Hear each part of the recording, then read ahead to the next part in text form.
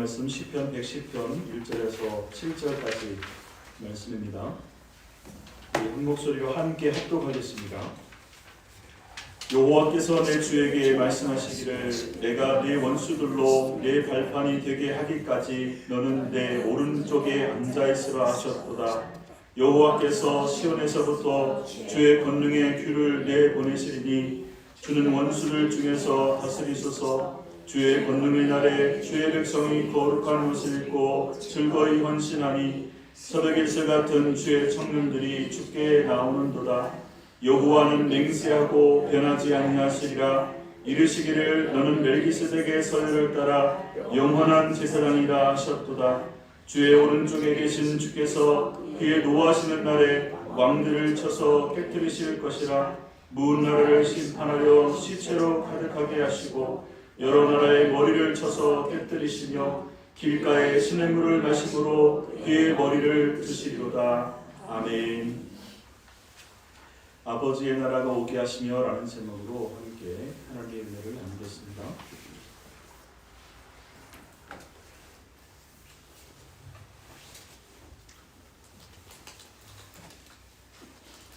우리 주님이 나의 왕 되심을 믿습니다. 제 목소리가 별로 신뢰를 주는 것 같지 않은 것 같습니까? 다시 한번 우리 같이 고백할까요? 예수님은 나의 구주이십니다. 예수님은 나의 구주이십니다.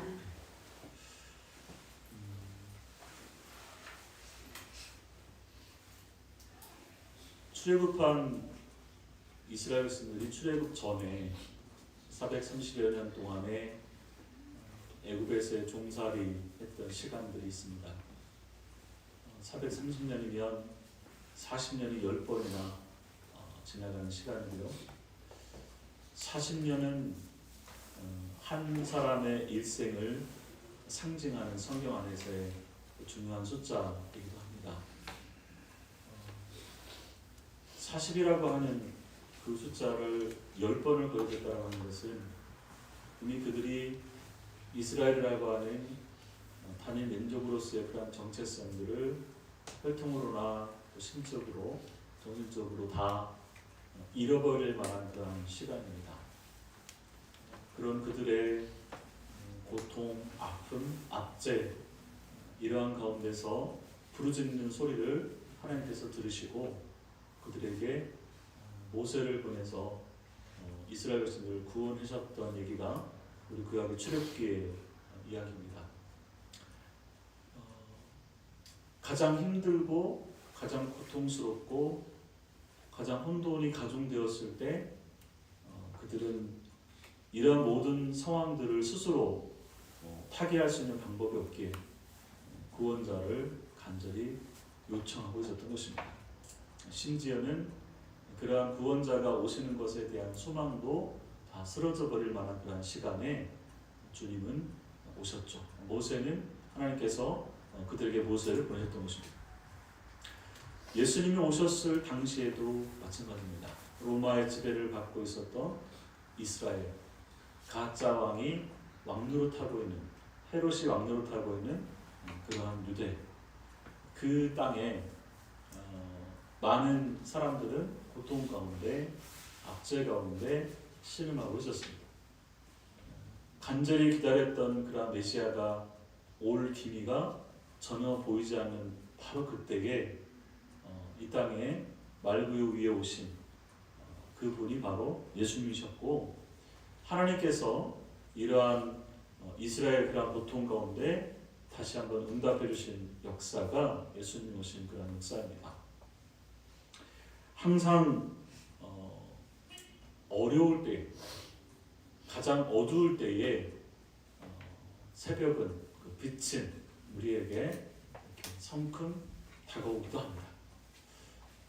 최근에 그리다가 가만히라고 하는 이기주 씨의 에세이에서 이분이 그림을 그리다가 빛을 그릴 때는 어떻게 그려야 될까라고 하는 고민을 하다가 이런 말을 합니다.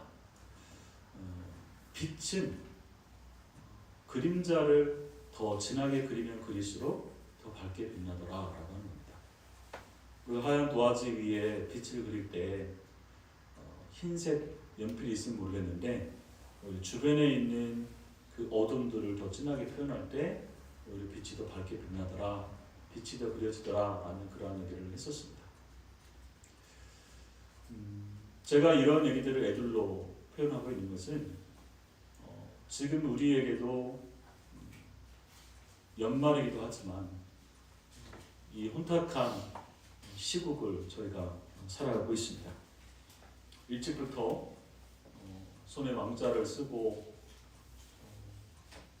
자칭 진이고 국가다라고 하는 그런 인식을 가지고 살아가는 그러한 자들이 정치 지도자라고 여기면서 살아가고 있는 시대, 그리고 거기에 함께 부안에도 아닌 정치인도 있고 또 종교인도 있고 그렇습니다. 우리는 이러한 현실 속에서 왜 입법, 사법, 행정부가 제대로 가동하지 않고 왜 이렇게 무능하며 왜 이러한 일들 하나 공의롭게 정의롭게 속전속결로 판결되지 않는가? 버젓이 전 국민이 보고 있는 가운데서 그런 어마어마한 일을 저질렀음에도 불구하고 그것을 인정하지 않고 또 그 사실을 은폐, 축소, 왜곡하려는 그런 우리들의 경거망동과 그 말도 안 되는 어거지 떠거지 같은 그런 소리들을 왜 듣고 있어야 하는가, 듣고 있어야 하는가라고 하는 그런 현실들. 세상에 있는 입법, 사법, 행정에 대한 이 사람들의 그런 권력들, 우리가 보기에 어느 한편에 있는 사람들이 우리의 희망이 되고 우리의 소망이 되는 것 같고 그 사람들이 제대로 세워지면 모든 일이 다 잘 될 것처럼 그렇게 여겨지지만 그런 면이 없잖아 있겠지만 그러나 실제로는 모든 사람들에게는 한계가 있습니다.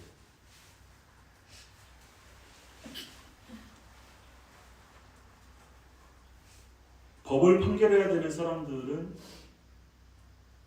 뇌물을 받고 자신의 그 명예와 탐욕을 위해서 언제든지 이 법을 굽게 할 수 있는 그런 한계가 있습니다.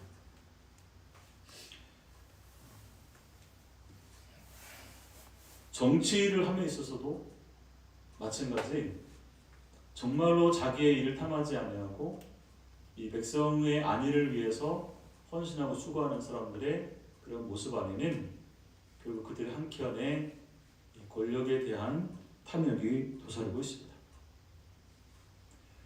모든 일들을 다 깨끗하게, 정직하게, 바르게 행할 수 없는 것이 지금 이 나라의 우리의 그 인간의 그런 정치의 한계라고 말할 수 있습니다. 저는 몇 번 우리 가족들에게 신앙이 정치다라고 하는 말씀을 드린 적이 있습니다. 정치는 누가 왕이냐의 싸움입니다. 그래서 우리의 신앙 고백은 이전에 내가 또는 내가 사로잡혀 있었던 하나님 아닌 것들의 종로를 타던 우리가 이제 사랑의 아들의 나라로 옮겨서 나의 주님이 이제는 우리 주님이십니다 라고 하는 것을 고백하는 게 우리의 신앙의 고백입니다.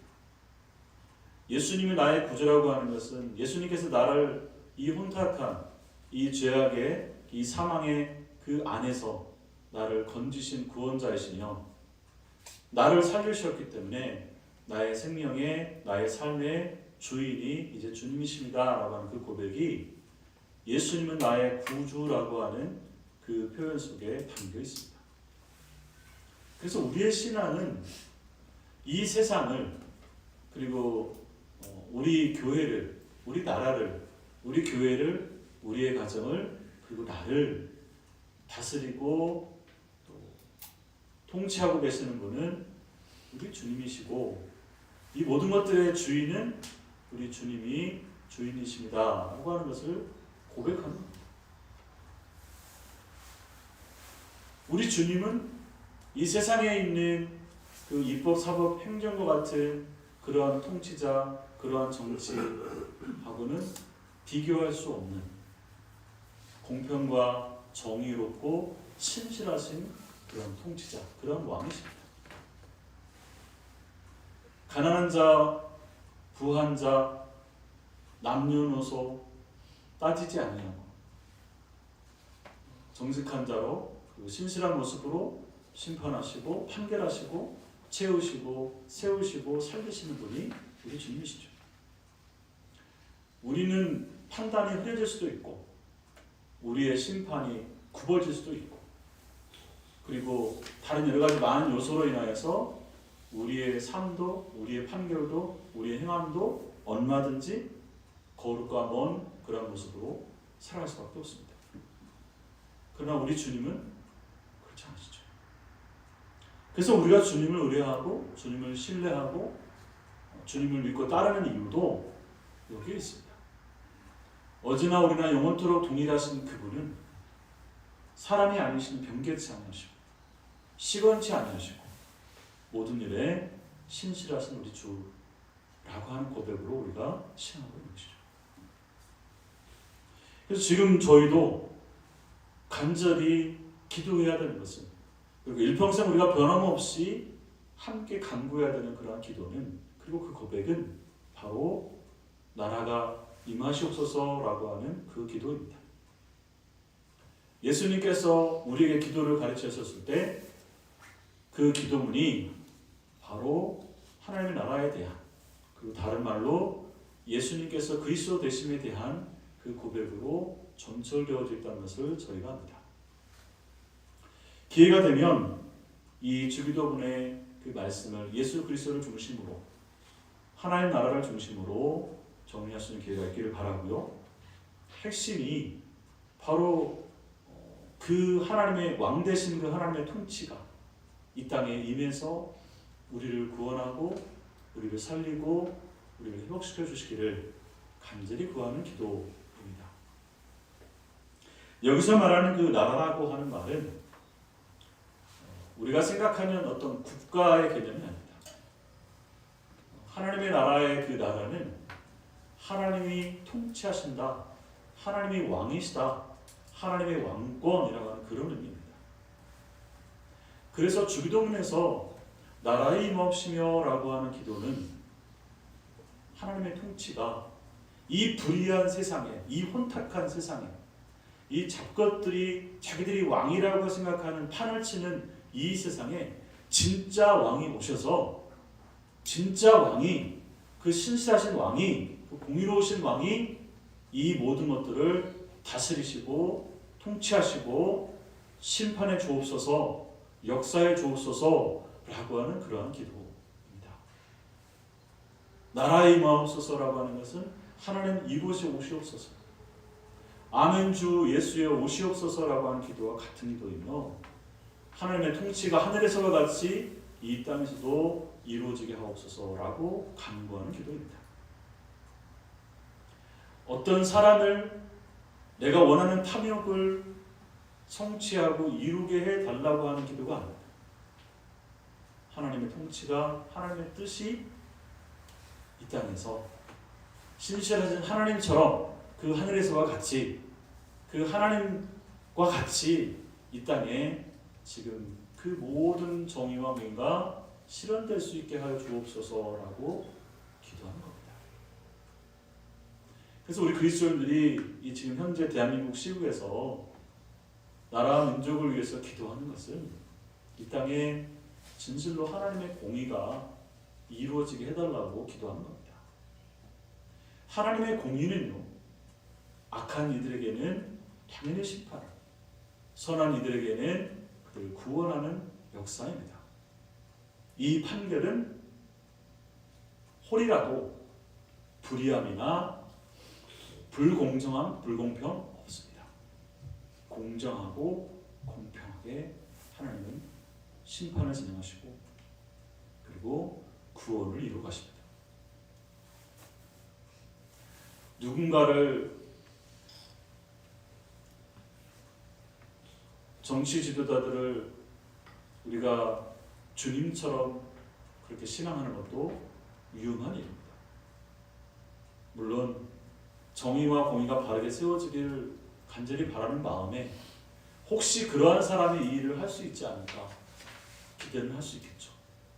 그러나 궁극적으로 우리의 모든 흥망 성쇠와 생사학업은 우리 하나님의 손에 달려있다라고 하는 사실들을 믿는 것. 그러한 그 하나님께서 이 땅을 제대로 통치하고 그 하나님의 통치가, 그 하나님의 나라가 우리 가운데 실현되기를 간절히 구합니다. 그리고 그러한 일들을 대리하는 왕같은 제사장인 우리가 과연 그러한 일들을 제대로 행할 수 있기를 구하는 기도, 그것이 바로 나라의 임하오시며라고 하는 그 기도에 담겨져 있는 뜻입니다.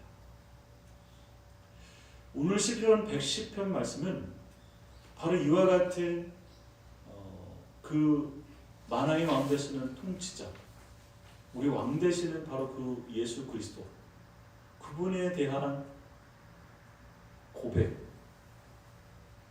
제왕시라고 합니다. 다윗이 했던 그러한 기도인데 다윗은 예수 그리스도를 모릅니다.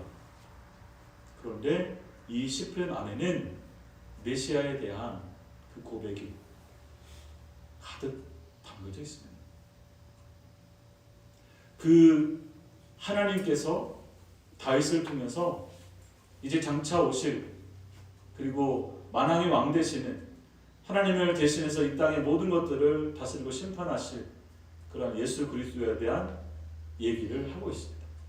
한마디로는 왕 되신 그리스도, 예수 그리스도, 그리고 세 마디로 표현하면 왕 되신 예수 그리스도, 제사장 되신 예수 그리스도, 그리고 선지자 되시는 예수 그리스도에 대한 고백입니다.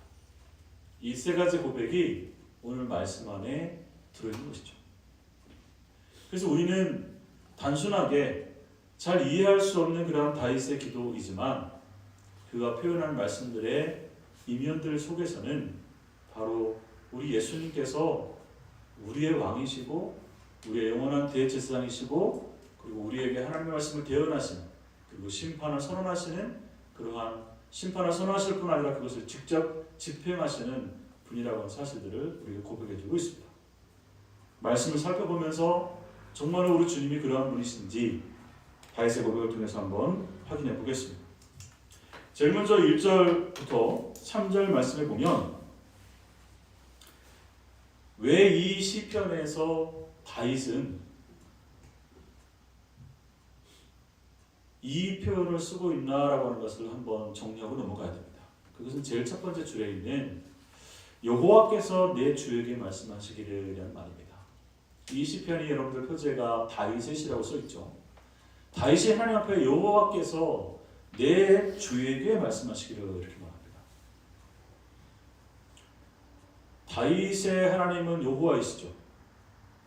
그러면 주는 누굽니까? 메시아. 그래서 이 주라고 하는 것을 예수 그리스도로 연결하는 겁니다. 그리고 실제로 마태복음 22장에서는 예수님께서 이 말씀을 인용하시면서 바로 그 주가 나다라고 하는 얘기를 하십니다. 그래서 우리가 이 말씀, 이 시편을 가지고 다윗이 말한 그 주가 예수라고 하는 말로 해석하는 겁니다. 그리고 예수님께서 그 말씀을 몰랐다면 우리 다윗이 대체 말하고 있는 이 주가 누구인지 알지 못합니다. 해석할 수 없어요. 성경을 처음 보는 분들에게도 예수님과 신약을 잘 알지 못하는 사람들은 여기서 말하는 이 주가 누구인지를 잘 모릅니다. 그러나 오늘 우리에게는 이 신약 성경과 그리고 예수님에 대한 이야기와 그리고 그 많은 역사들을 우리가 그동안 교회를 다니면서 말씀을 통해서 배워왔기 때문에 여기서 말하는 이 주가 예수님을 상징하는, 예수님을 표현하는 것이라고 하는 그 말을 지금 제가 할 수 있는 겁니다. 이러한 해석이 가능하면 우리에게는 적어도 이 말씀을 예수 그리스도를 중심으로 볼 수 있는 그런 믿음, 그러한 지혜가 있다라고 보는 겁니다. 뭐라고 말하냐? 이제 사실 내 주에게 말씀하시기를, 여기에서 내 주에게라고 하는 것을 빼면 여호와께서 말씀하시기를 이렇게 표현하죠.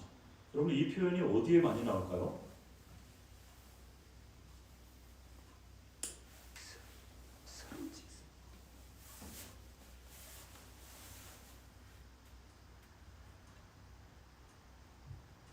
예? 선지서에서 많이 나오잖아요. 여기 말라기, 아모스다. 여호와께서 말씀하시기를, 여호와께서 가라사대 이렇게 말씀하시죠. 그 표현입니다.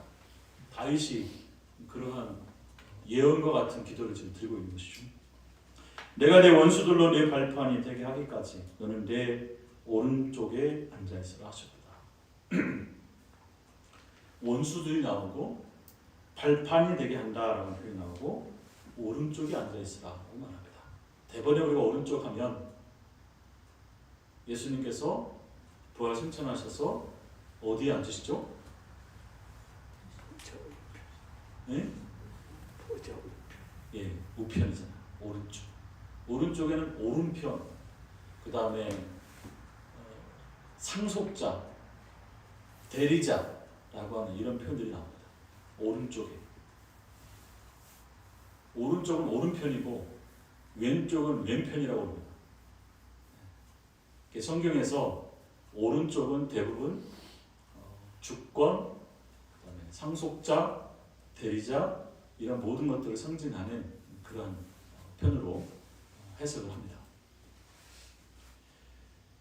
여호와께서 바로 지금하자면 예수님께 이 오른편에 앉아 있으라고 말합니다. 예수님이 부활 승천하셔서 하나님 보좌 우편에 앉아있는 것은 우리가 하나님의 통치권을 상속받았다라고 하는 그런 의미로 해석을 합니다.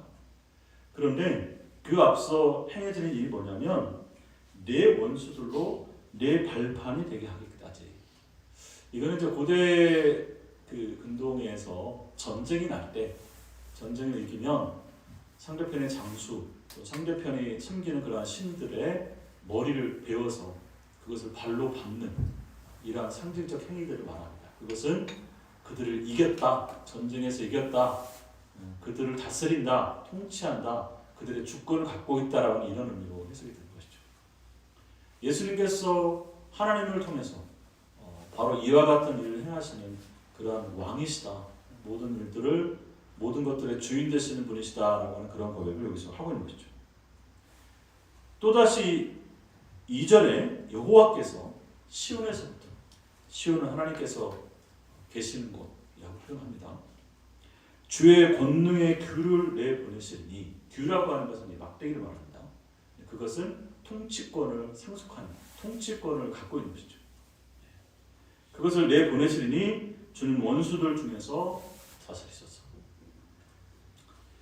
그 다음에 주의 권능의 날에 주의 백성이 거룩한 옷을 입고 즐거이 헌신하니 새벽이시 같은 주의 청년들이 주께 나오는다. 저는 젊은 시절에 여기서 새벽 이슬 같은 청년이니까 청년으로만 생각을 했었어요.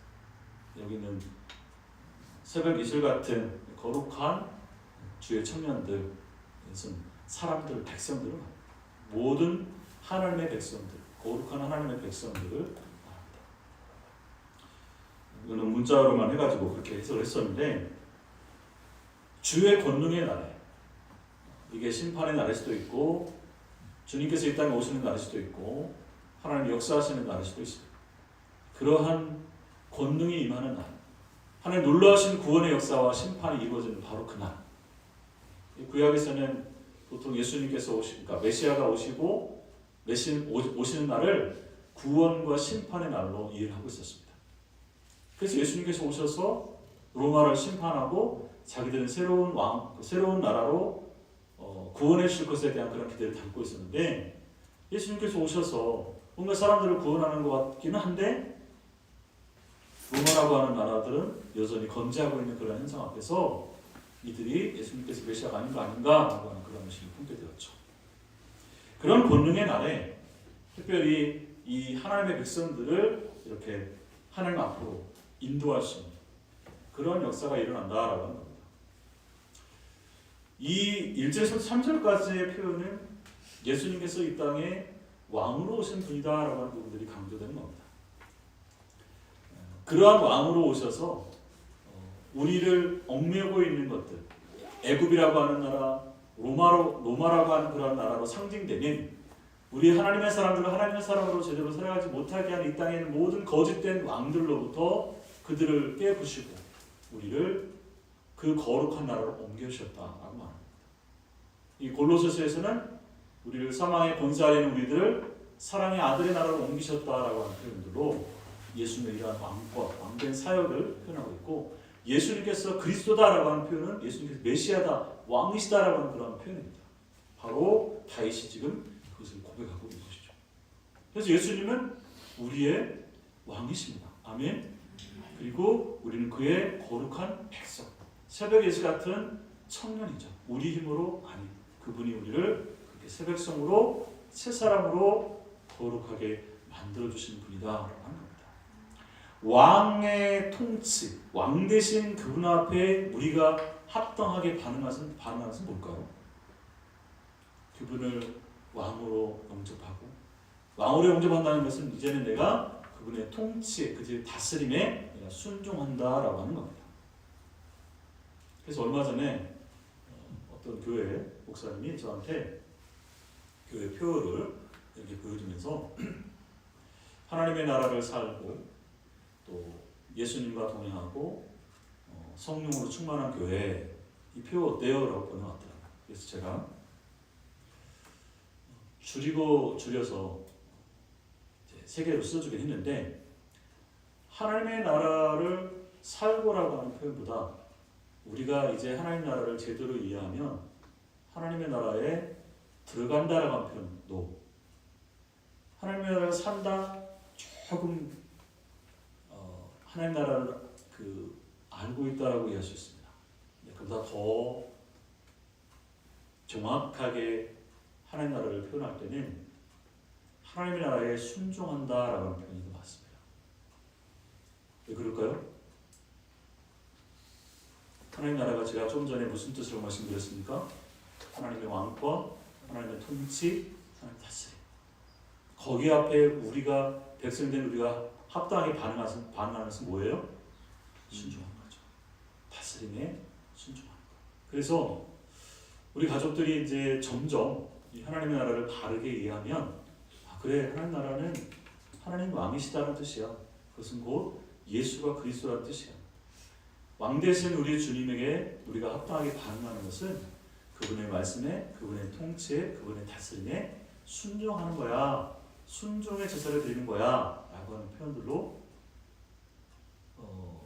나아가야, 이분이 정말 하나님 나라를 제대로 이해하고 있고 그렇게 살고 있는 거구나 라고 말할 수 있습니다. 저는 우리 가족들이 그러한 고백을 머리로만이 아니라 실제로 우리의 삶에서 나는 지금 하나님 나라를 순종으로 맛보고 있고 살고 있고 누리고 있다라고 이렇게 고백할 수 있기를 간절히 바랍니다. 두 번째, 예수님은 영원한 대제사장이라고 말합니다. 4절 말씀에 여호와는 맹세하고 변하지 아니하시리라 이르시기를 너는 멜기세덱의 서열을 따라 영원한 제사장이라 하셨도다, 이렇게 말합니다. 멜기세덱의 구약에 110편하고 창세기에 2번 나옵니다.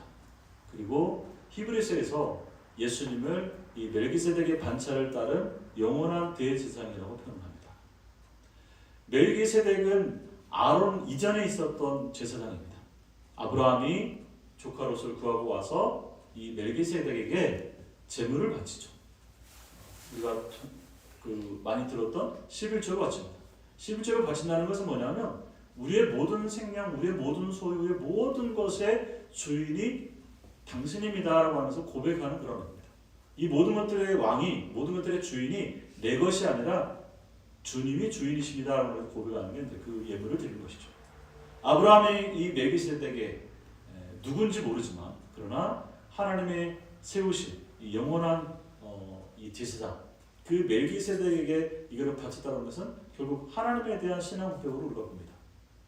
예수님이 바로 그 멜기세덱의 반차, 아론의 반차가 아니라 멜기세덱의 반차를 따른 하나님이 세우신 제사장, 그것도 영원한 대제사장, 이렇게 표현합니다.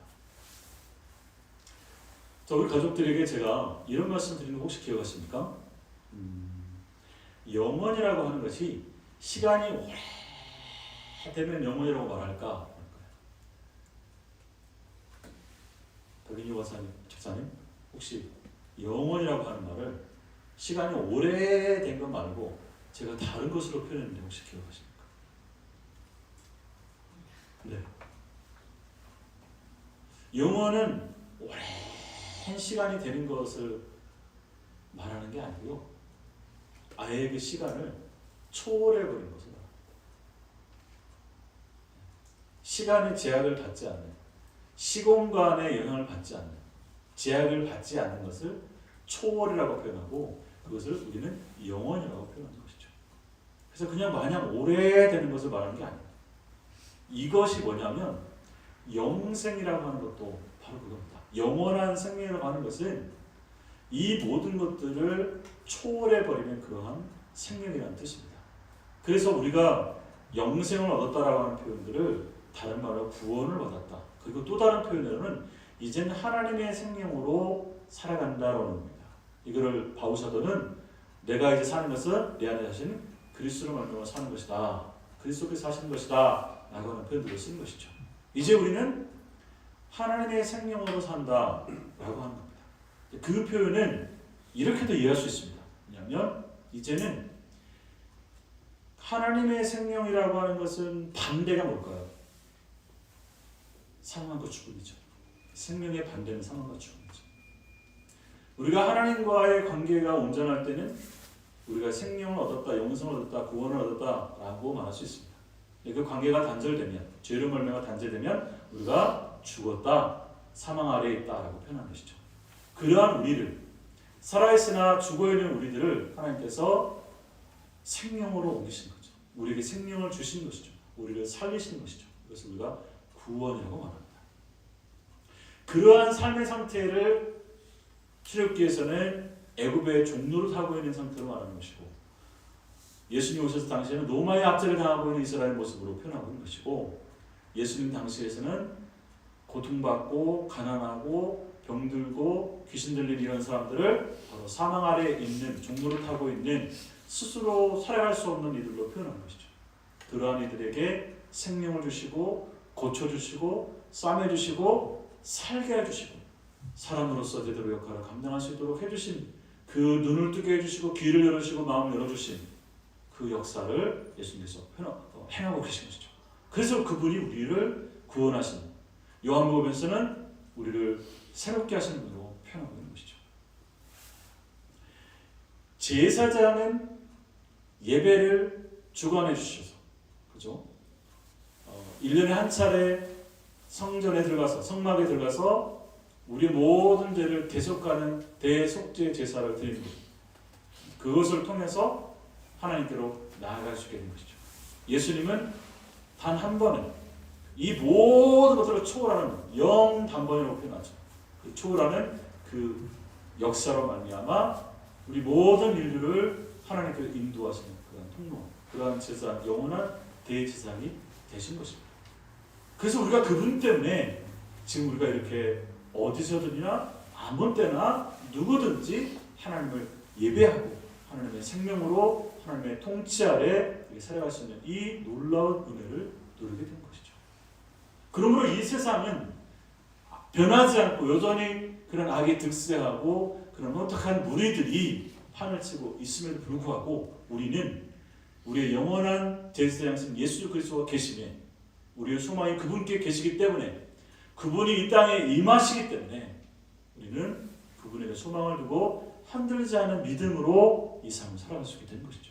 그것을 거룩한 그리스도인이라고 말하는 겁니다. 예수님은 바로 우리의 영원한 대제사장이죠. 거기에 대한 합당한 우리의 방안은 무엇이어야 할까요? 감사죠.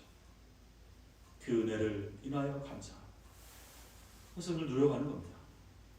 이러한 표현을 바울 사도는 의라고 표현합니다.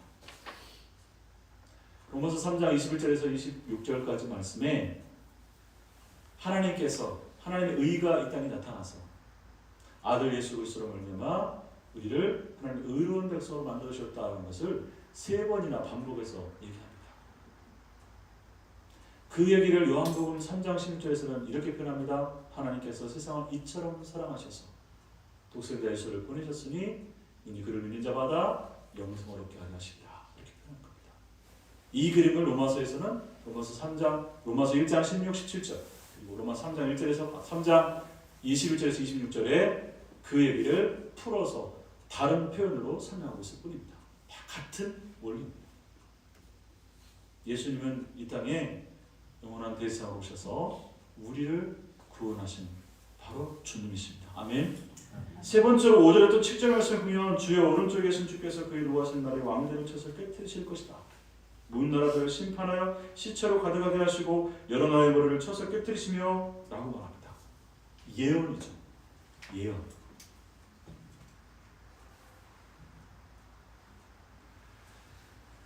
하나님께서 우리 선지서들 보면은 예언하시는 말씀 중에서 하나님의 약속의 말씀이 있고 구원의 말씀이 있고 그리고 악인들에게서는 그들을 반드시 심판하실 것이라고 하는 이 심판의 메시지가 있습니다. 그래서 우리가 예언하면 주로 심판의 메시지가 굉장히 많이 떠오르는 것이죠. 그리고 그러한 역사 이후에 길가에 시냇물을 마심으로 그의 머리를 든다 라고 하는 것은 새로운 능력을 덧입게 된다는 얘기입니다.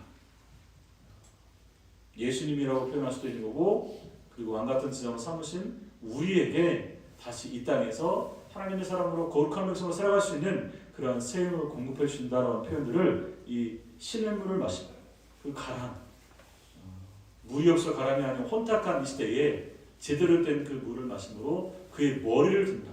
기력을 회복한다. 뭔가 새로운 일들을 바라보기 시작한다. 살려준다. 라고 하는 표현들로 이 머리를 든다는 표현을 쓸 수 있습니다. 문드러운 머리를 들어라. 라는 그런 찬양 있죠. 그런 시편도 있고. 자, 우리가 예수님께서 바로 이 다윗의 시를 통해서 예수님의 이 3가지 그 직이라고 표현하잖아요. 우리가 그리스도라고 하는 뜻은 말 그대로는 기름 부음을 받은 자라고 하는 뜻입니다. 그래서 구약성경에서 기름 부음을 받은 자는 대개 왕과 제사장과 선지자 이 3 부류의 사람들에게 기름 부음을 받는다고 말합니다. 이 왕과 선지자와 제사장의 역할을 다 함께 묶으면 이게 바로 왕이라고 하는 표현, 나라라고 하는 표현들로 묶어집니다. 그 통치가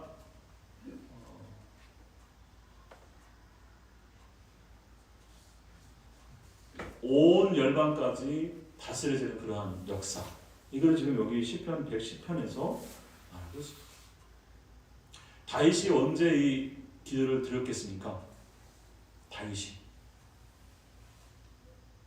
태평성대를 이루고 있을 때 이 기도를 드렸을까요? 그리고 이 시편이 언제 이렇게 말씀으로 기록이 되었을까요? 보통 포로 후기로 말합니다. 이스라엘이 다윗도 사울에게 쫓겨서 그가 고통과 절망 가운데 있을 때 이 시편을 통해서 소망 가운데 주님을 바라보며 나아갔던 것입니다. 이스라엘 백성들이 바벨론으로 포로로 끌려갔다가 다시 돌아와서 여전히 변하지 않는 그 바벨론, 페르시아, 헬라, 로마의 그 지배 아래 있을 때 이 사람들이 이 시를 같이 고백하고 있었던 것이죠. 언제요? 시절이 하수상하고 혼탁하고 힘들고 어렵고 세상에 그 어디에도 소망이 없다고 생각하는 바로 그 시기에 드려진 이 시가, 드려진 찬양이, 고백이 바로 이 시편이라고 말하는 것입니다. 무엇의 믿음을, 무엇의 소망을, 무엇의 하나님의 놀라우신 그 사람들을 갈망하고 악망하고 소망하고 있습니까? 우리의 왕이요 제사장이요 선지자 되신 우리의 영원한 대제사장 되신 우리의 구주 되시는 그 주님을 간절히 찾고 있는 것이죠. 우리가 대림절을 지나고 있습니다. 예수님의 오심이 해년마다 돌아옵니다. 철을 따라서 비도 내려주고 성탄절 절기도 다가오고 여전히 우리는 그 가운데 살고 있습니다. 우리가 예배하면 하나님은 알아서 복도 주시고 알아서 살려주고 알아서 치유해 준다라고 우리는 생각합니다. 그 신앙은 피상적으로 이미 죽어버린 신앙이 되어버린 겁니다. 하나님이 해년마다 다시 이것을 기념하게 하고 절기마다 상기하게 하고 주마다 이것을 떠올려서 매일매일 우리에게 말씀하셔서 우리에게 이 모든 것들을 되새김질하게 하시는 것은 우리로 죽어가는 자가 아니라 산 자로서 새 생명을 입은 자로서 새 사랑을 입은 자로서 새 옷으로 덧입은 자로서 우리가 살아가는 모습이 무엇이 하는지를 다시 한번 보여주고 있습니다.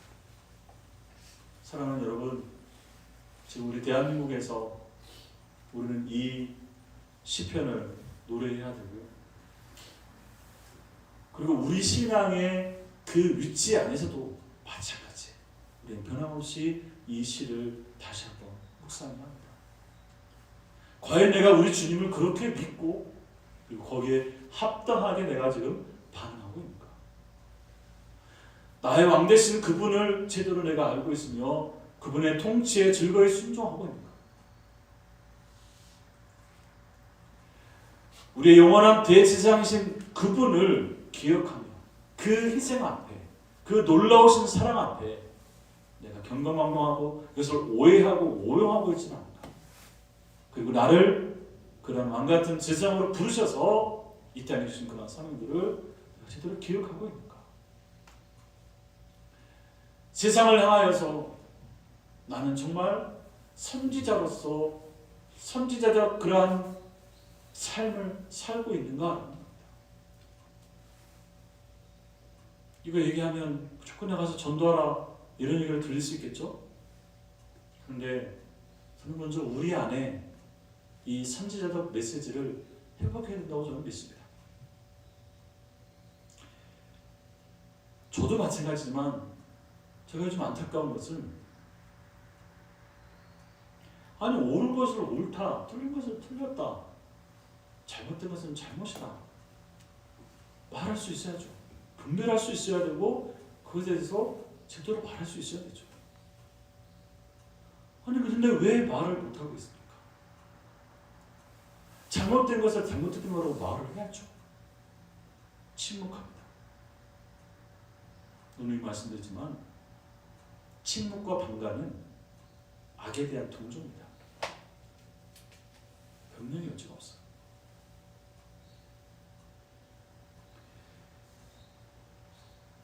다른 사람 탓할 것 없이 과연 나는 우리의 소망이 정말로 주님이라고 하는 것을 고백하는데 그 하나님의 말씀에 비추어 이 불의한 세상을 바라보면서 내가 그것을 제대로 분별하고 있나? 그것을 제대로 보고 있나? 그러한 눈이, 그러한 지혜가, 그러한 분별력이 우리 안에 있나? 좀 살펴볼 수 있기를 간절히 바라고요. 저는 우리 광양 사랑의 가족들이 아버지의 나라가 이 땅에 임하시기를 그 통치가 제대로 이루어지기를 그 나라가 이 땅에 이루어지기를 간절히 바란다면 먼저 내 안에 왕 되신 그분의 통치에 그분의 통치, 그분의 다스림을 내가 제대로 이해하고 믿고 있는 그 신앙과 거기에 순종할 수 있는 나의 삶과 나의 마음이 먼저 있어야 돼요. 소위 말하는 우리가 내 안에 하나님의 나라가 내 안에 천국이 이루어진다고 하는 표현들은 정말로 내가 하나님의 통치와 하나님의 다스림과 하나님의 말씀과 하나님의 뜻을 제대로 이해하고 내가 살고 있나 고백하고 있나라는 것을 점검해야 되는 것이고 그런 우리라야 우리 자녀에게 우리 이웃에게 그 나라를 그 왕같은 재상으로서 사람들에게 빛이 될 수 있는 것이고 그리고 그들을 하나님께로 인도할 수 있는 역할이 될 수 있는 것입니다. 예언자와 선지자의 역할, 예언자적 선지자적 그러한 역할을 감당하라. 설교자인 저에게도 그리고 성도들인 여러분들에게도 이것이 있어야 됩니다. 제사장은 뭔가 감싸주고 싸매주고 사랑하는 것 쪽으로 많이 강조됩니다. 선지자는 분명하게 죄를 제어 말하고 예언하고 심판에 대해서 선언하는 이런 쪽으로 많이 강조됩니다. 그래서 저희가 설교를 배울 때, 목회자에게 배울 때 목회자에게는 제사장적인 면도 있지만 선지자적인 면도 있어야 된다고 말합니다. 두 가지를 균형 있게 가져야만 제대로 목양해 나갈 수 있지. 모든 것을 조차줬다라고 하는 그런 제사장적으로 하게 되면 사람들이 때로 자신의 잘못을 인정하지 않는 왜곡된 그러한 신앙을 가질 수 있다 말합니다. 그게 지금 우리 교회의 현 주소입니다. 사랑만 말하고 그리고 잘못에 대해서 잘못이라 말하지 않고 용서의 하나님만 얘기하다 보니까 도저히 잘못을 저지르고도 뻔뻔하게 말합니다.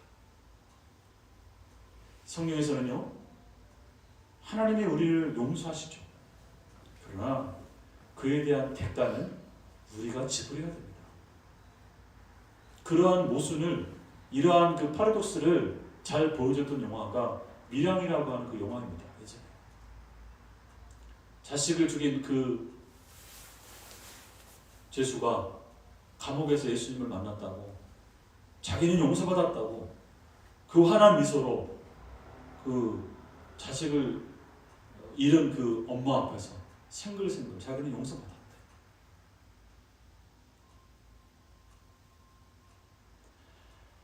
가장 쉽게 제가 이렇게 표현합니다. 내가 이 사람의 것을 도둑질해서 뺏었어요. 하나님께 기도하고 용서받았다고 칩시다. 하나님 용서해 주려고 칩시다. 그러면 이 사람한테는 아무것도 안 해도 됩니까? 해야 됩니다. 빚을 갚아줘야 되는 거예요. 내가 잘못에 대한 그 모든 것은 하나님께 용서를 받아도 그에 대한 대가, 그에 대한 결과는 내가 져야 되는 거예요. 이거를 오해하면 우리가 하나님을 이상한 분으로 만들어버리고 말아요. 그리고 그리스도인들이 이상한 사람이 되는 거예요. 세상에서 막 죄를 짓고 교회 가서 하나님께 용서받았다고 말하면서 그 잘못된 죄에 대해서는 아무런 대가를 지불하지 않는 거예요. 그러니까 그 어처구니 없는 얘기를 뻔뻔하게 하고 있는 겁니다. 이거는 심각한 신앙에 대한, 용서에 대한 잘못된 이해입니다. 원수를 사랑하라고 하는 이런 얘기 말고 다른 차원에서 제가 이 표현을 말씀드리는 겁니다. 그러다 보니까 이 선지자적 메시지를 제대로 말을 못하는 거예요. 교회에서. 우리도 그러한 하나님의 그 선지자 메시지를 제대로 듣지 않으려고 그래요. 고생을 안 하니 당연히 내가 안 볼 수 있는 거고요. 설교도 이왕이면 그런 쪽으로 하는 설교에 대해서는 불편해요.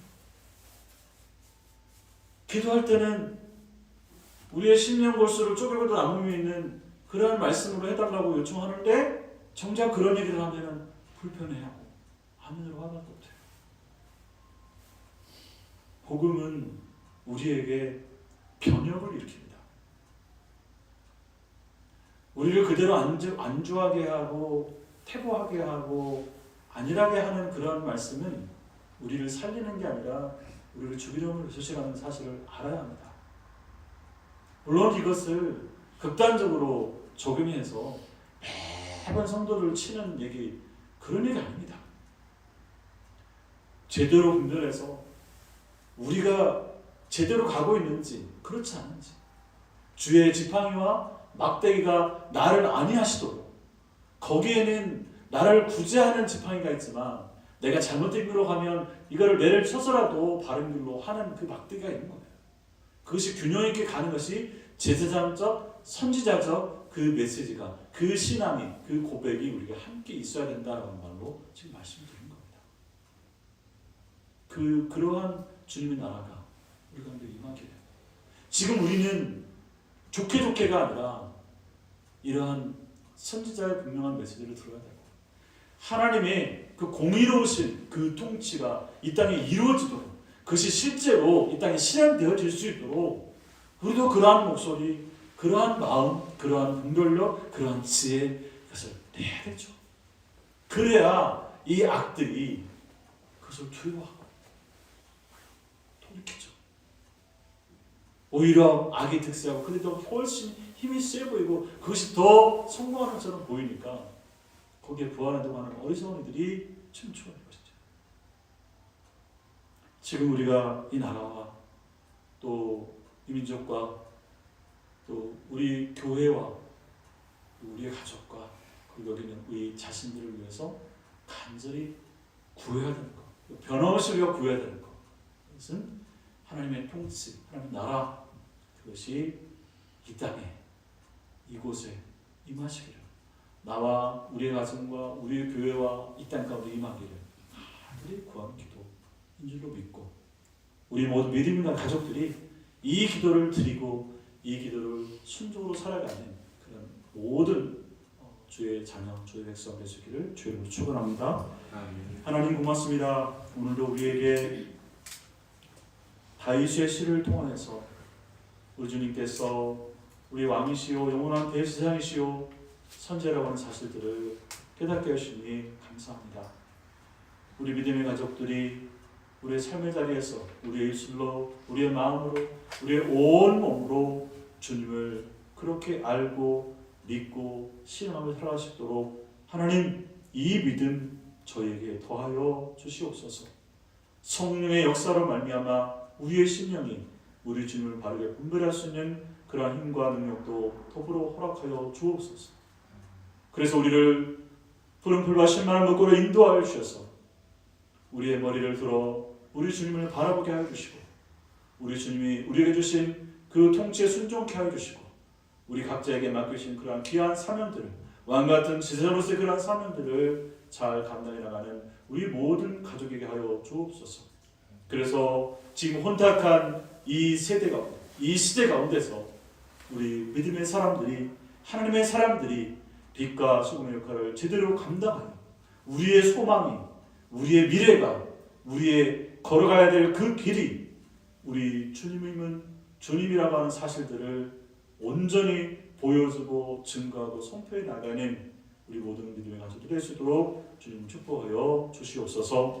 하나님 이 시간에도 귀한 예배를 드리며 우리 몸과 마음과 뜻과 정성을 다하여 드렸습니다. 주님께서 기뻐 받아 주시옵고, 또한 귀한 예물을 준비 함께 드리는 신명들도 주님 기억하여 주시며, 우리의 모든 것에 주님이 우리 주님이신 줄로 믿사오며 우리에게 허락하신 것들을 사용하되 주님의 뜻에 합당한 모습으로 사용하고 나누고 섬겨나가는 우리 모든 믿음의 가족들 될 수 있도록 주여 인도하여 주시옵소서. 물질에 노예되지 아니하고 세상의 권력에 노예되지 아니하고 허탄하고 부질없는 것들에 종노릇하지 않도록 주여 붙잡아 주시고, 우리 모든 믿음의 가족들의 눈을 열어주셔서 하나님의 뜻을, 하나님의 역사를, 하나님의 임재를 제대로 보고 우리의 삶의 모든 분야에 편만하게 하나님의 나라가 임하는 그러한 역사들을 실제로 살아가며 고백하며 증가하는 우리 믿음의 가족들 될 수 있도록 인도하여 주시옵소서. 지금도 물질로 말미암아 궁핍한 자들이 있습니까? 여러 가지 많은 관계와 어그러짐과 우리의 탐욕으로 말미암아 힘들고 고통 가운데 있는 절망 가운데 있는 심령이 있습니까? 하나님께서 굽어 살펴주시고 그 모든 것들을 주 앞에, 십자가 앞에 내려놓고 주님이 살려주신 그 새 생명으로, 새 삶으로, 새로운 적재성과 새 사명으로 살아가는 우리 가족이 될 수 있도록 주님 역사하여 주옵소서. 다시금 간과하기는 이 나라가 지금 이 어려운 때에 아버지 하나님 혼탁한 이 시대에 하나님의 나라가 그 바른 공의가, 그의 통치가 온전하게 이루어질 수 있기를 간절히 소망하며, 속히 이 나라가 다시 한번 열방의 축복의 통로로서 주님의 그 복음을 온전히 증거하는 제사장 나라로서의 그런 사명을 잘 감당하는 데 쓰임받을 수 있도록 하나님 인도해 주시고, 북녘 땅과 중국과 러시아와 지금도 내전 가운데 그 모든 나라들 안에 이 복음으로 저들을 살리고 그곳에 평화가 임할 수 있도록 하나님 이 모든 사명을 잘 감당하는 나라로 설 수 있도록 주님 인도하여 주시옵소서. 악의 무들의 창궐 앞에 하나님의 공의로우신 역사를 간절히 구하오며, 오늘도 우리의 모든 예배 가운데 주님께서 영광 받으셨기를 간절히 원하오며, 함께하지 못한 가족들에게도 동일한 은총으로 덧입혀 주셨기를 간절히 바라보고 원하오며, 우리 믿음의 주 온전케 하시는 왕이요 영원한 대제사장이요 선지자이시는 우리 주 예수 그리스도의 이름으로 감사하며 축복하며 기도하옵나이다. 지금 우리 예수 그리스도의 은혜와 하나님 아버지의 그 크신 사랑과 성령의 위로 교통 충만케 하시고 나라에 임하옵시며 라고 간절히 기도하며 살아가기를 다짐하는 여기 있는 모든 우리들 머리 위와 저들의 삶과 일터 위에 민족과 땅 공동체 위에 영원토록 함께 있을지어다. 아멘.